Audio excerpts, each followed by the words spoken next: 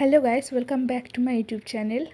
আবার চলে এলাম একটা নতুন ভিডিও নিয়ে। তোমরা অনেকেই আমাকে কমেন্ট করেছিলে যাতে আমি এই হেয়ার ড্রায়ারটার রিভিউ দিই।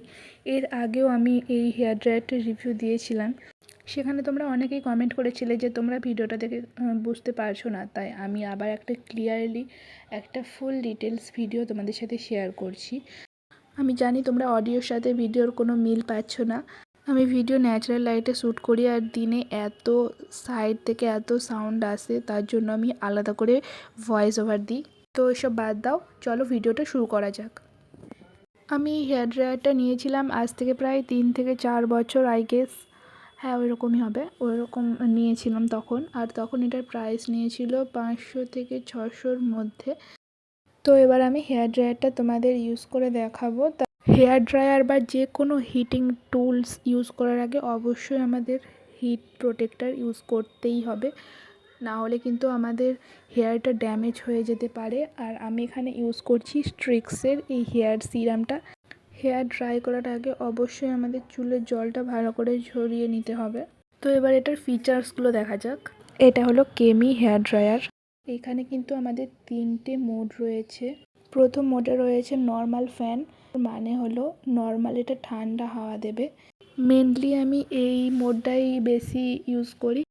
সেকেন্ড মোডটা রয়েছে হিট, যার মধ্যে হিট বাট ফ্যানের স্পিডটা একটু কম। আর থার্ড মোডে রয়েছে হিট বাট ফ্যানের স্পিডটা ওর থেকে একটু বেশি।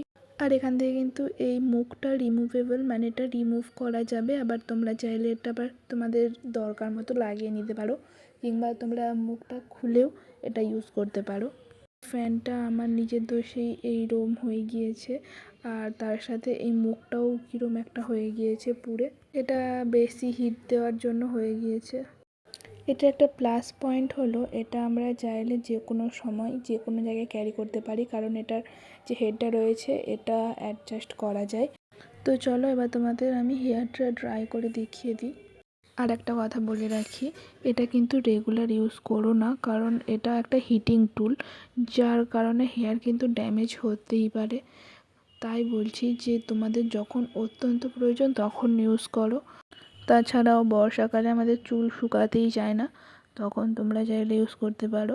এছাড়াও যারা কলেজ গোয়িং বা অফিস গোয়িং, তাদের অনেক তাড়া থাকে, খুব তাড়াতাড়ি হেয়ার ড্রাইয়ের প্রয়োজন, তারা ইউজ করো। বাট যাদের নর্মালি হেয়ারটা ড্রাই করার মানে চান্স আছে, তারা এটা করো না, কারণ এটা তোমাদের হেয়ারে ড্যামেজ করতে পারে। রেগুলারলি তো একেবারেই করো না। পুরো হেয়ারটা ড্রাই করতে 15 থেকে 20 মিনিটের মতো আমার টাইম লেগেছে। এটা তোমাদের হেয়ার লেন্থ অনুযায়ী টাইম লাগবে। তো আমার হেয়ার লেন্থটা মানে মিডিয়াম, তাই আমার এতটা টাইম লাগলো।